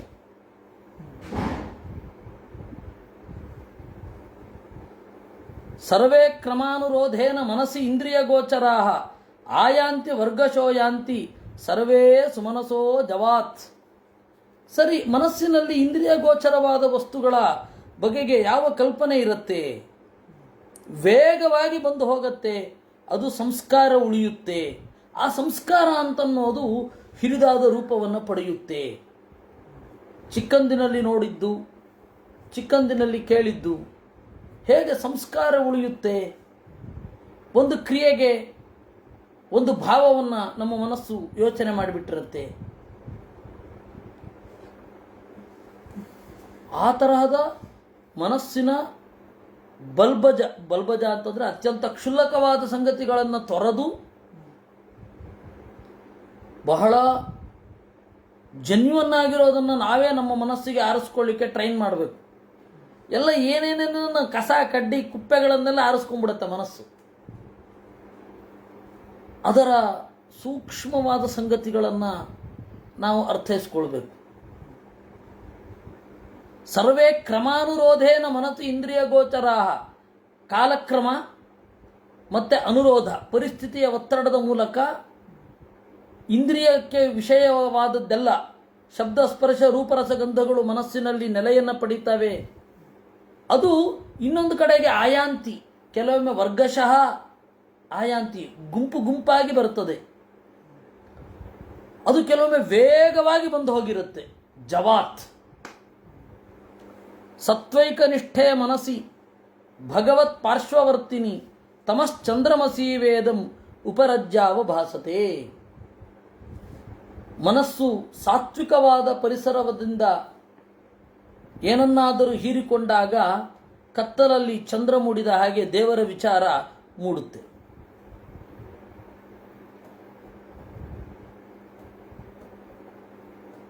ನಾಹಂ ಮಮೇತಿ ಭಾವೋಯಂ ಪುರುಷೇ ವ್ಯವಧೀಯತೆ ಯಾವದ್ಬುದ್ಧಿ ಮನೋಕ್ಷಾರ್ಥ ಗುಣವ್ಯೂಹೋ ಹೆಮಾದಿಮಾನ್. ಆಗ ಅವನಿಗೆ ನಿಧಾನವಾಗಿ ಅಟ್ಲೀಸ್ಟ್ ತೀರಾ ಕ್ರಿಟಿಕಲ್ ಮೂಮೆಂಟಿನಲ್ಲಿ ಅದು ಬರದಿದ್ದರೂ, ನಾನು ಬೇರೆ ದೇಹ ಬೇರೆ ಅಂತನ್ನೋ ಪ್ರಜ್ಞೆ ಬರದೇ ಹೋದರೂ ದಿವಸ ಅವನ ಚಿಂತನೆಯ ಒಂದು ಭಾಗ ಆಗತ್ತೆ. ಆಗ ಯಾಕೆ ತಡ ಆಗತ್ತೆ, ಯಾಕದು ಬೇಗ ಬರೋಲ್ಲ? ವೇದಾಂತ ಶ್ರವಣ ಮಾಡಿದ ಕೂಡಲೇ ಯಾಕೆ ಬರೋಲ್ಲ ಅಂದರೆ ಎಷ್ಟು ವರ್ಷಗಳ ಸಂಸ್ಕಾರ ಇದೆ ಅದಕ್ಕೆ. ನಾವು ಈಗ ಫೀಡ್ ಮಾಡ್ತಾ ಇದ್ದೀವಿ, ಈಗ ಬಂದ್ಬಿಡ್ಬೇಕು ಅಂದ್ರೆ ಏನು ಗತಿ? Don't expect it. ಆ ತರಹ ನಿರೀಕ್ಷೆಯೇ ಮಾಡಬೇಡಿ. ಅಂತಾರೆ ಸುಪ್ತಿ ಮೂರ್ಛೋಪತಾಪೇಶು ಪ್ರಾಣಾಯನ ವಿಘಾತತಃ ನೇಹತೇಹ ಮಿತಿ ಜ್ಞಾನಂ ಮೃತ್ಯು ಪ್ರಜ್ವಾರಯೋರಪಿ. ಸುಪ್ತಿ, ಗಾಢವಾದ ನಿದ್ರೆಯನ್ನು ಗಮನಿಸಿಕೊಂಡಾಗ ನಾನು ದೇಹಕ್ಕಿಂತ ಭಿನ್ನ ಅಂತ. ಮೂರ್ಛೆ ಬಂದಾಗಲೂ ಕೂಡ ನಾನು ದೇಹಕ್ಕಿಂತ ಭಿನ್ನ. ಉಪತಾಪೇಶು,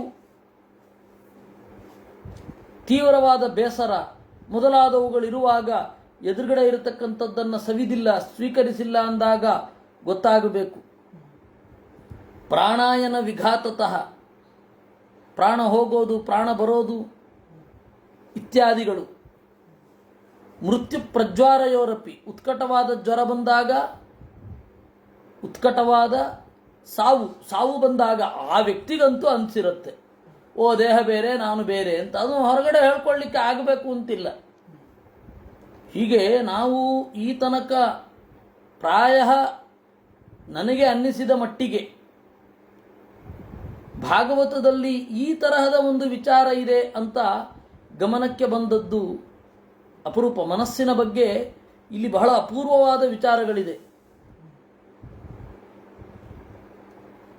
ಗರ್ಭೆ ಬಾಲ್ಯೆ ಪ್ಯಪೌಷ್ಕಳ್ಯಾತ್ ಏಕಾದಶ ವಿಧಂ ತದಾ ಲಿಂಗಂ ನ ದೃಶ್ಯತೆ ಯೂನಃ ಕುಹ್ವಾಂ ಚಂದ್ರಮಸೋ ಯಥಾ. ಅಯೂನಃ, ಯುವಕ ಅಲ್ಲದವನಿಗೆ ಅಂದರೆ ಬಾಲಕ. ವಯಸ್ಸಾದರೂ ಮನಸ್ಸಿನಿಂದ ಬಾಲಕರಾಗಿದ್ರೆ ಅಂತ ಮಾಡೋದು. ಮನಸ್ಸಿನಲ್ಲಿ ಯುವಕನಾಗಿರಬೇಕು.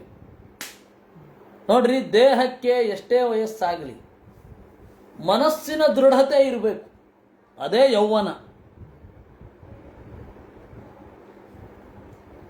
ದೈಹಿಕ ಶ್ರಮ, ದೈಹಿಕವಾದ ಬದಲಾವಣೆಗಳು ಏನು ಬೇಕಾರಾಗಲಿ, ಮನಸ್ಸು ಜಾಗರೂಕವಾಗಿರಬೇಕು. ವಸ್ತುವನ್ನು ವಿಮರ್ಶೆ ಮಾಡುವ ಬಗೆಗೆ, ದೇವರ ಬಗೆಗೆ, ದೇವರನ್ನು ತಿಳಿದುಕೊಳ್ಳುವಲ್ಲಿ ಜಗತ್ತಿನ ಬಗೆಗೆ.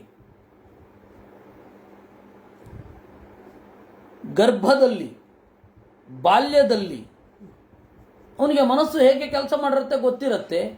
ದೇಹ ಬಂದಾಗ ದೇಹದ ಜೊತೆಗೆ ಉತ್ಕಟವಾದ ಸಂಪರ್ಕ ಆಗಿ ಹೊರಗಡೆಯ ಅಭಿವ್ಯಕ್ತಿಯಲ್ಲಿ ಮರ್ತೋಗಿರ್ತಾನೆ.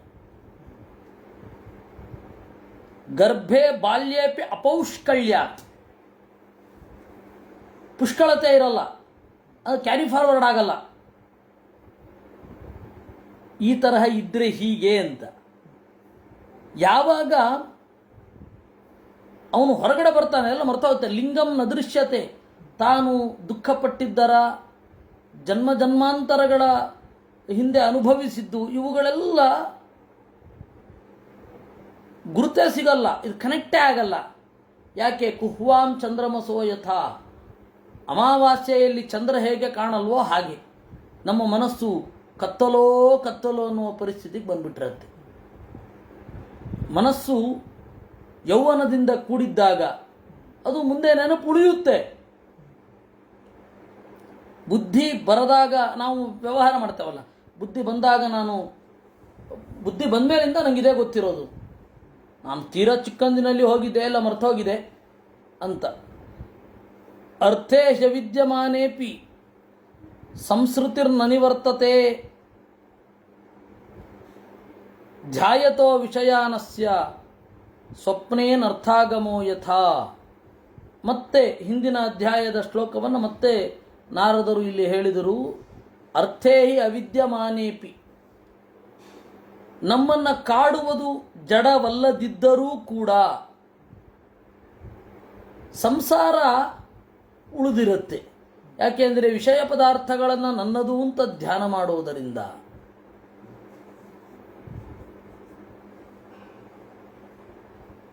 ಏಕಂ ಪಂಚವಿಧಂ ಲಿಂಗಂ ತ್ರಿವೃತ್ ಷೋಡಶ ವಿಸ್ತರಂ ಏಷ ಚೇತನಯ ಯುಕ್ತ ಜೀವ ಇತ್ಯಭಿಧೀಯತೆ. ಹೀಗೆ ಮನಸ್ಸಿನ ಬಗೆಗೆ ಚಿಂತನೆ ಮಾಡಿ ಜೀವ ಅನ್ನೋನು ಈ ಮನಸ್ಸಿಗಿಂತ ಭಿನ್ನನಾಗಿದ್ದಾನೆ, ದೇಹಕ್ಕಿಂತ ಭಿನ್ನನಾಗಿದ್ದಾನೆ.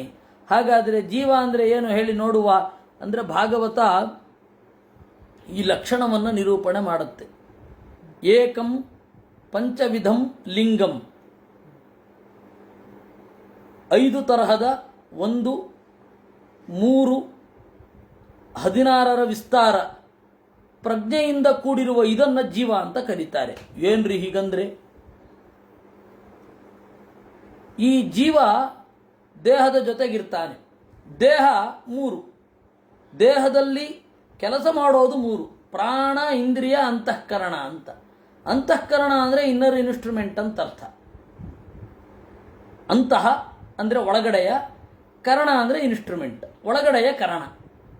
ಆಮೇಲೆ ಪ್ರಾಣ, ಇಂದ್ರಿಯ, ಇವು 3 ದೇಹದ ಭಾಗವೇ ಆಗಿದ್ರೂ ಕೂಡ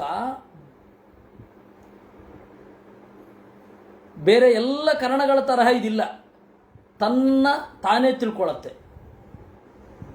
ಮೃತದೇಹದಲ್ಲಿ ಇದು ಕಂಡು ಬರಲ್ಲ. ಇದಿದ್ರೆ ಜೀವ ಇರ್ತಾನೆ ಅಂತ ಅರ್ಥ. ಅದರಿಂದಾಗಿ ತ್ರಿವೃತ್ತಂದ್ರು. ಪಂಚವಿಧಂ, ಪಂಚವಿಧ 5 ಜ್ಞಾನೇಂದ್ರಿಯಗಳು, 5 ವಿಷಯಗಳು, ಶಬ್ದಸ್ಪರ್ಶ ರೂಪರಸ ಗಂಧ, 5 ಕರ್ಮೇಂದ್ರಿಯಗಳು. ಹೀಗೆ 5 ತರಹ ನಮ್ಮ ಮನಸ್ಸು ಈ 5ರ ಮೂಲಕ ಕೆಲಸ ಮಾಡ್ತದೆ.